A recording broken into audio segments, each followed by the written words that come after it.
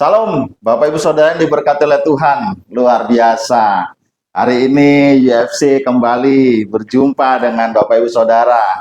Di podcast kali ini ada sedikit berbeda nih. Justru saya yang akan jadi host. Dan kita akan berbicara tentang masalah-masalah tentang UFC khususnya. Karena ini foundernya sudah hadir ya. Jadi kali ini saya akan mewawancarai, bahkan menginterogasi. Waduh. Ya, kaget. jumpa lagi dengan Bro Raja Simbolon. Ya. Waduh, gimana kabar? Terima kasih Mas Andri. Aduh, luar biasa. Kesibukannya apa aja nih, nanti kita akan bahas ya Bapak Ibu Saudara. Karena kita ini sudah berteman lama ya. Wah, lama banget. Lama ya? Lama, ada 15 tahun lebih ya. Iya, 15 tahun. Iya, 15 tahun lah. 15 tahun. Kira-kira begitu. Oke. Kelihatannya sibuk sekali nih Bro. Terus sampai podcast ini tidak aktif lagi nih kelihatan nih, gitu kan? Iya. Mungkin karena kesibukan bisa nanti Bro ceritakan. Nah kali ini Bro, kita akan sharing tentang Bro ya, tentang kegiatan Bro, kerja, pelayanan dan lain-lain. Dan ini banyak permintaan teman-teman UFC nih khususnya. Ngeri emang Mau ya. tahu cerita tentang Bro, Ketua Unity for Christ ya. Kalau saya bicara sih sebenarnya bukan UFC kalau saya sebut UFC. UFC ya. Apa tuh UFC itu? Unity for Christ. Oh iya. Serius. Sama aja Unity for Christ. Nah, ketua dan juga pemusik senior ya. Waduh, senior ngeri nih kalau Iya senior dong. nih. Jadi Waduh. terlebih dahulu kan, tahun Iya. berapa itu ya? Iya, gitu. Mungkin kereta masih pakai kayu kali ya. Wah. Oke, Bro, kita Ya. mau tanya nih. Sekarang sibuk apa? Ya mungkin Bro udah lihat juga ya kadang-kadang dari story-story saya. Ya saya sibuk sekarang ngajar Bro di sekolah musik Cix ya. Sebetulnya itu sekolah musik udah lama saya ngajar situ dari tahun 2000 lah ya, 2001 gitu di situ. Nah, lalu saya ngajar lagi sekolah-sekolah musik lain kayak Purwacaraka, Gilang Ramadan, Yamaha. Nah, baru saya sekarang tahun 2004 kemarin ya aktif lagi gitu kan, bergabung. Lalu saya juga dosen Bro, dosen musik di STT Apolos. Nah, yang ketiga saya property agent juga. Banyak sekali nih. Semuanya dikerjakan, nggak dibagi-bagi nih. Aduh. Terus gimana Bro? Ya, terus ya itu Bro kegiatannya ya. Terus yang lain-lain rekaman ya gitu ya. Gitu aja Bro. Nah, ngajar di Cik Musik, dosen STT Apolos dan property agent. Yes. Nah, ini memang passionnya atau bagaimana? Oke. Ya, betul. Kalau bicara tentang musik itu udah passion saya ya, Bro. Karena tadi kan Bro udah bilang udah lama saya di bidang ini, ya kan? Lalu di property agent juga memang saya senang di dunia marketing gitu. Jadi emang passion, Bro. Gitu. Iya. Jadi kalau menurut saya, ini pandangan saya Bro ya, pandangan saya nih. Dengerin nih pertanyaan lebih dari host. Pandangan saya nih, karena gini, akhir-akhir ini kan banyak sekali fenomena-fenomena bahwa udahlah nggak usah kerja lah, pelayanan aja, gitu. Lebih baik kita fokuskan pelayanan, nanti Tuhan pasti berkati lah gitu. Akhirnya orang ngejar-ngejar pelayanan dan tidak mencari pekerjaan untuk kehidupan sehari. Menurut Bro, secara bijak bagaimana menyikapi hal ini? Gimana maksudnya ngejar pelayanan? Ya, emang ada duitnya ya di pelayanan itu ya? Kenapa jadi orang kayak harus di situ ya gitu ya Bro? Nah saya tanya dulu tuh, saya tanya balik nih. Iya. Emang ada uangnya apa gimana sih? Kalau dulu saya itu menjanjikan. Oh, menjanjikan. Tapi setelah pengetahuan saya tentang kebenaran itu, keselamatan itu kan kita sudah terima dengan cuma-cuma ya. Jadi apa yang kita lakukan sebenarnya itu sebagai ucapan syukur kita, terima kasih apa yang diberikan Tuhan, gitu kan. Jadi kita pelayan itu bentuk daripada ucapan syukur kita sebenarnya. Nah kalau untuk kehidupan sehari-hari mungkin ya memang buat mencukupi rumah tangga kita, bro. Gitu. Ya, jadi kalau gue bicara tentang pelayanan itu sebenarnya setuju ya. Jadi saya juga dalam arti saya melayani pekerjaan Tuhan ya kan. Itu memang kalau di bidang musik ya. Jadi waktu saya misalnya main piano gitu, main keyboard, terus saya ngiringin lagu, misalnya Allah mengerti, Allah peduli. Nah, terus ada spirit dari Tuhan, itu memang menggugah jemaat Tuhan. Waktu dia mendengar lagu itu, dia akhirnya bahwa dia lagi keadaan sulit, susah, ya kan, terus dengar lagu itu, iya Tuhan peduli. Artinya pelayanan tuh sebetulnya seperti itu, bro. Nah, jadi bahwa kita harus memberkati jiwa-jiwa itu kan dalam pelayanan. Nah, kalau kita cari makan, ya kerja, bro. Gitu. Iya, kalau saya ya gitu ya, bro. Saya kerja, ya kan. Kalau artinya dari kita melayani Tuhan, tentu ya Tuhan tidak akan tinggal diam, akan memberkati kita melalui pekerjaan kita. Gitu, bro. Oke. Jadi memang pelayanan ini banyak hal yang menjadi kontroversi ya, bro. Ya. Karena gini, jujur aja teman-teman ya, saya mau kasih tahu. Ini cerita saya. Oh, gitu nggak bisa ya. dibandingkan dengan yang lain.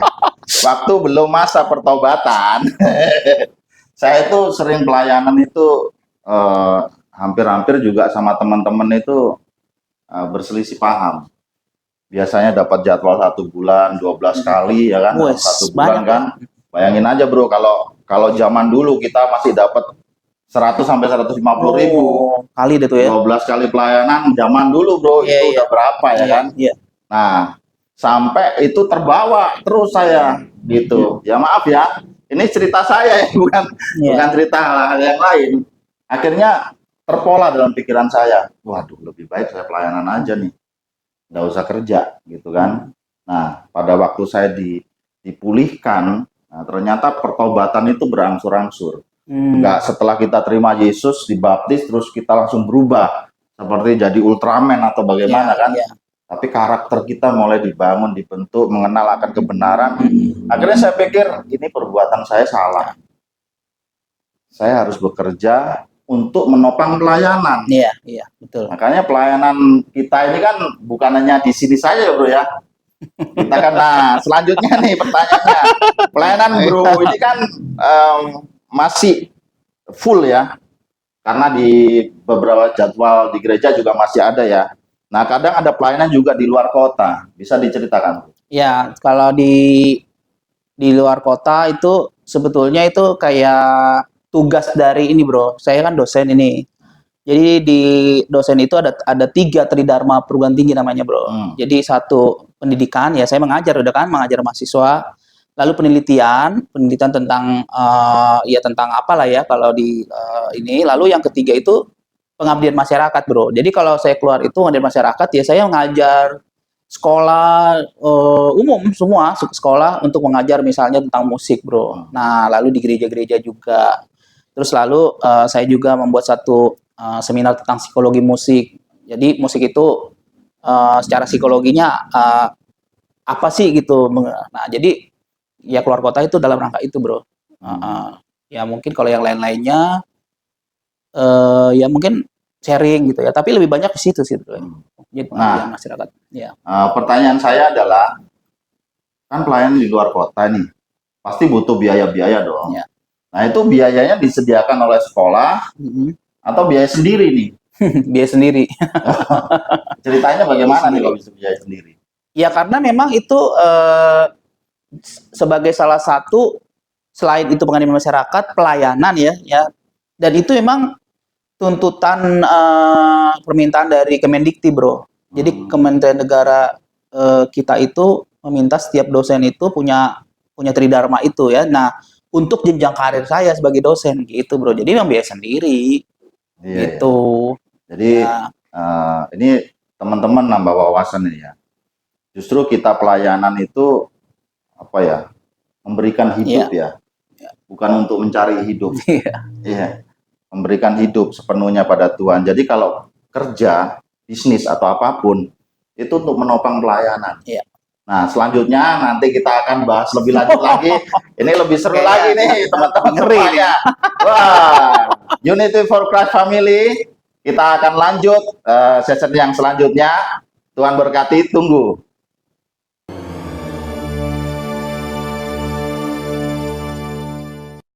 Baik, Salam, berjumpa lagi dengan kita UFC Family, dengan narasumber kita tetap, yaitu founder dari Unity for Christ, Raja P. Simbolon. Ya, kita akan lanjutkan pertanyaan berikutnya, Bang. Siap-siap nih, Bang? Siap-siap. Siap-siap. Biasanya menginterogasi Iya, orang, kita sekarang yang menginterogasi. Aduh, keringetan. Luar biasa nih. Kipas-kipas dulu nih. Nah, saya mau tanya ini, UFC bagaimana bro kegiatannya sekarang? UFC kan 10 tahun ya kemarin ya? Ya. 10 tahun kan? Artinya selama 10 tahun itu kan UFC jalan ya bro? Kalau bro tanya kegiatannya, udah banyak ya. Yang pertama Konser kan? Itu itulah berdirinya UFC kan tahun 2000 berapa itu ya? 10 tahun lalu ya. Nah, pendeta Pak Jack Marpaung, Jack Marpaung, ya, wali kota undangan yang di Gedung Rema ya. Itu artinya salah satu komunitas baru. Kita sudah bikin kegiatan itu konser, menurut saya lumayan megah ya bro ya, dengan jumlah banyak itu. Lalu setelah itu kan bro, ya kita kan bikin rekaman ya kan, sudah berapa lagu kan. Nah lalu kita juga mengadakan pelatihan ya kan, mengadakan festival ya enggak, terus mengadakan konser ulang tahun lagi, konser jazz ya kan. Lalu juga kita bukan hanya di bidang musik itu, kita juga mengadakan kegiatan sosial kan, kayak kita memberikan bantuan-bantuan kan, ke Jogja pernah dulu ya, Jogja, terus ke apa yang orang-orang yang pada puasa itu kan, Idul Fitri segala macam puasa kita berikan. Jadi cukup banyak ya bro kalau bro tanya kegiatan ya. Iya, dan satu sih sebetulnya memang gini bro, saya melayani Tuhan ya, jadi dalam arti konteks melayani Tuhan, mau dimanapun, khususnya juga di UFC, saya mengalir bro orangnya gitu. Saya karena ini bukan gereja juga ya, yang setiap minggu harus dipersiapkan bahwa akan ada ibadah gitu kan. Jadi mengalir bro, apa sih yang mau Tuhan bicarakan? Termasuk yang ini kan ini UFC podcast kita itu kan juga mengalir itu ya bro, dan berarti jalan. Jadi kalau bro tanya kegiatannya, UFC udah banyak ya bro ya. Gitu. Nah pertanyaannya adalah, waktu lalu saya lihat kenapa grup UFC dibubarkan. Iya. Nih biar tahu nih, biar jelas nih, para UFC Family, kenapa grupnya dibubarkan? Tapi masih ada nggak sebenarnya grup atau grup tertentu atau UFC tertentu atau bagaimana? Karena kan bro kan nih ada grup tentang musik ya, grup komunitas musik dan grup komunitas sharing sebenarnya, dan satu lagi masih ada kan grup leaders. Nah ini dua-duanya bro bubarin nih, ini ada fenomena apa nih? Nah, gitu. Memang problem ya? Ya mungkin ada pertanyaan-pertanyaan kan, kenapa gitu? Iya, ya memang ada beberapa teman juga sih yang japri ke saya, kenapa grup itu dibubarkan. Begini, saya orangnya nggak suka basa-basi sih bro gitu ya. Jadi saya, bro tau lah ya, bro kan udah lama sama saya orangnya nggak basa-basi bro. Jadi kalau misalnya ada grup, misalnya di situ saya katakanlah pemilik grupnya, ya kan, saya harus memberikan sesuatu di dalam grup itu. Tapi kalau cuman grup itu cuman manteng-manteng begitu doang, ya kan, sayanya gitu, yang punya grup saya nggak bisa memberikan apakah ya, di situ diem-diem baik kata orang sini. Memang dulu kan suka ya kita bikin kayak Pastor Lukas ya, suka kasih sharing ya bro juga kan. Cuman saya sendiri juga ya mohon maaf gitu kan, karena sibuk juga ya saya nggak bisa mengelola.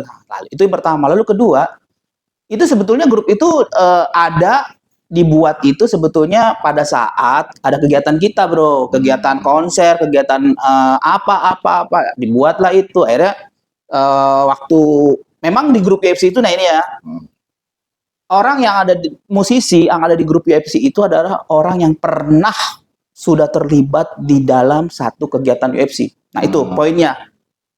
Kalau belum pernah terlibat, saya nggak pernah mau masukin di grup. Saya nggak pernah mau masukin orang ngapain banyak-banyak gitu kan. Terus nggak ada jelas juga. Nah, jadi waktu itu emang nggak sembarangan, itu orang-orang itu adalah pernah terlibat di kegiatan UFC. Nah, cuma pertanyaan kenapa dibubarkan?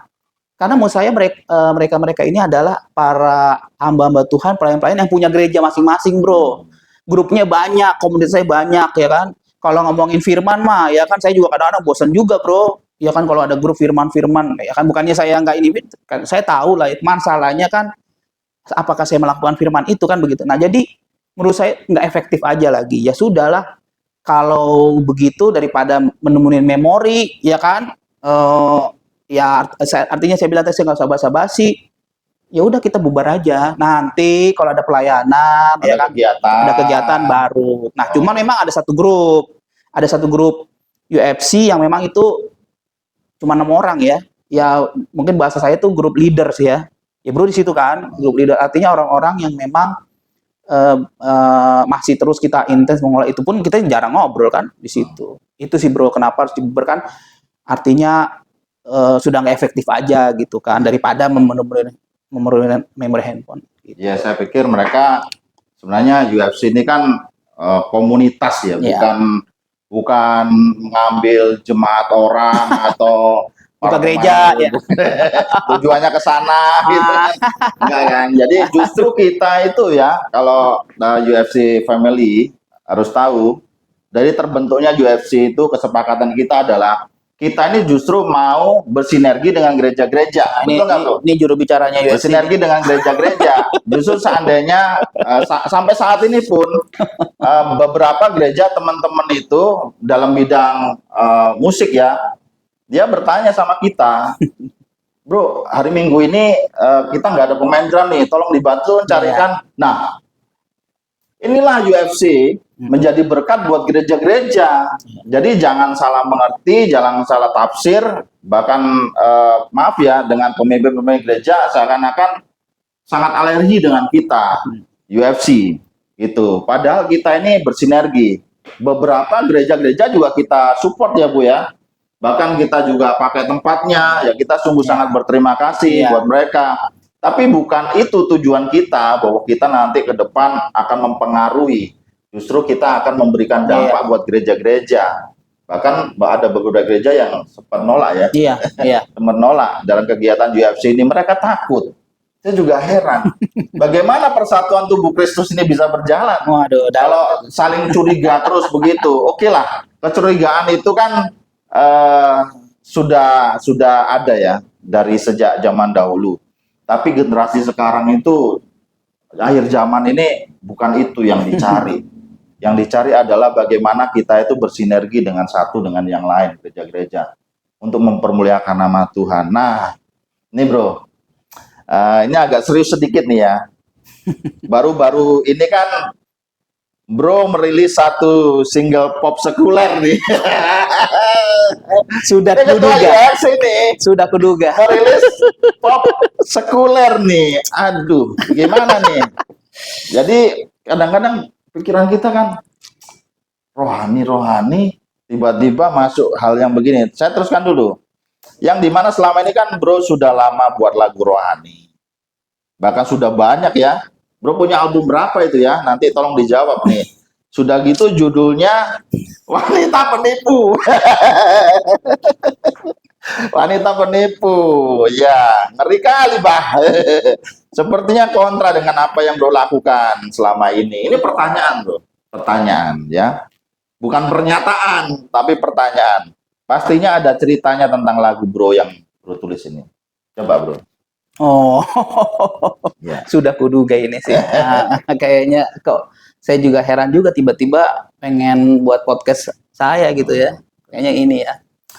Jadi memang sepertinya kayak kontroversial ya. Seperti itu. Saya selama ini sudah hampir 30 tahun ya, 30 tahun lebih saya melayani musik ya di salah satu gereja yang memang luar biasa bro di bidang ini kan gitu kan, 30 tahun. Dan Tuhan juga kasih saya talenta akhirnya menulis lagu dan mengaransemennya sampai sudah hampir 20 ya.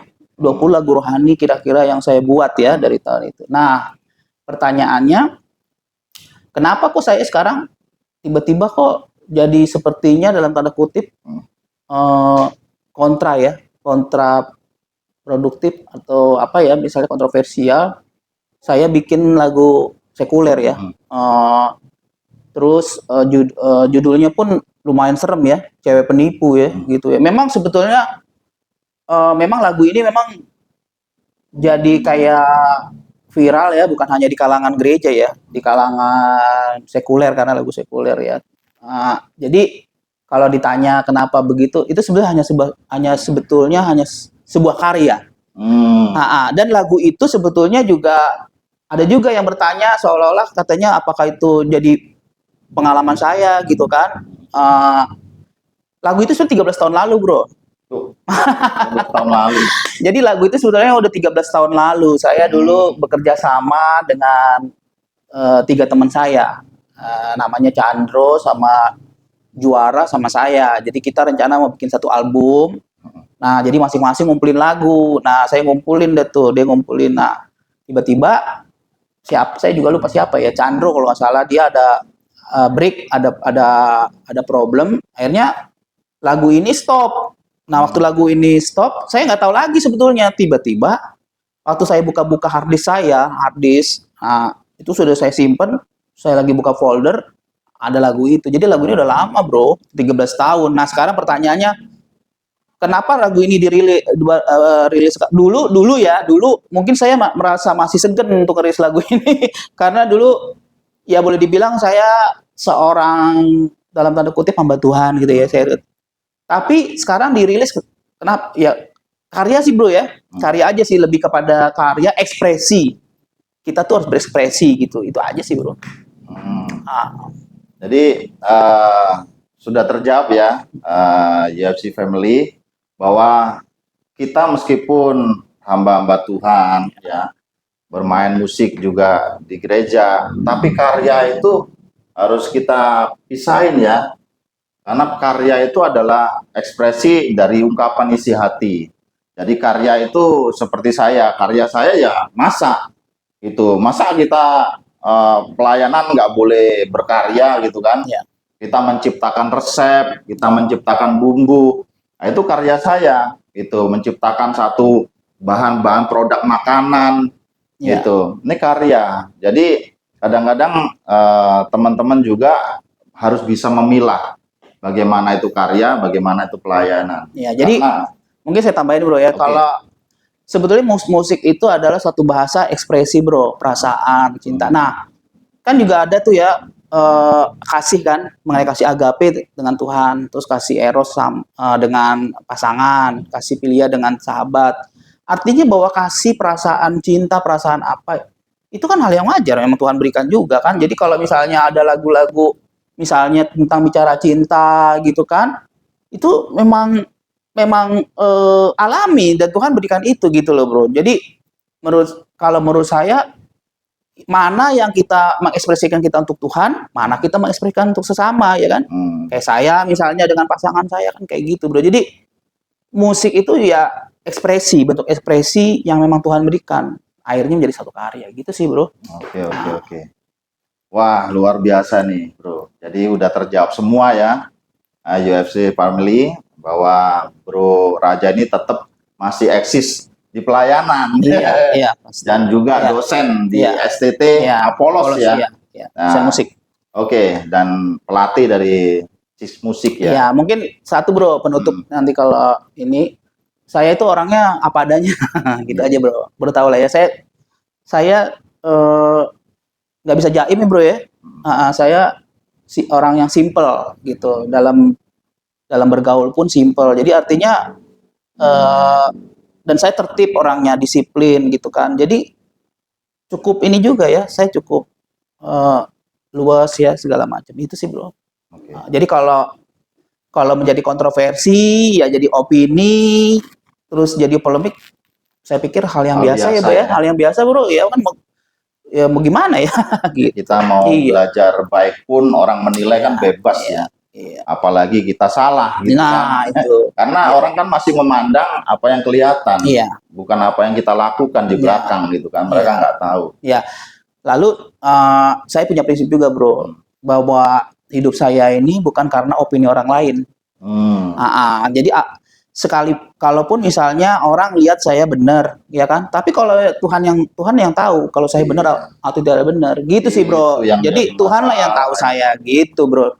Dan saya juga nggak tahu kalau sekarang ini misalnya kalau bicara teologi nih ya, misalnya saya layak Tuhan gitu kan. Nah, bicara teologi ya layak Tuhan. Saya nggak tahu juga. Orangnya Tuhan nggak ngomong langsung kok ya kan. Nah, secara roh sih memang mungkin ya. Saya kayaknya ada sesuatu keliru.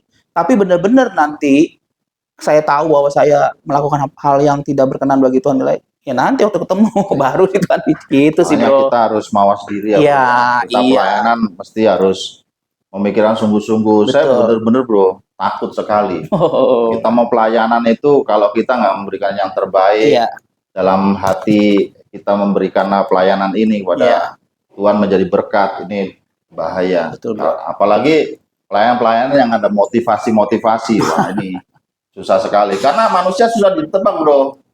Banyak orang yang sudah ada di mimbar pun, ya kan, pelayan-pelayanan pun, apapun bentuknya, itu kita nggak tahu, Bro.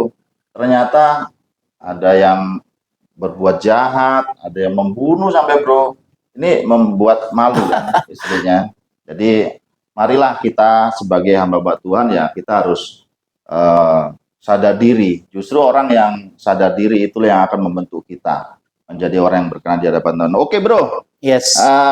Thank you atas sharingnya. Saya percaya kiranya Bro terus semangat dan melayani Tuhan dan sehat selalu, happy dan Amen. enjoy. Yes, Ya. thank you, Bro. Dan satu lagi nih, jangan lama-lama untuk merit lagi. Gitu ya. Kayaknya Ya, ini ini kan orang yang berapa nih, orang yang 10.000 berapa ya? ya gitu ya.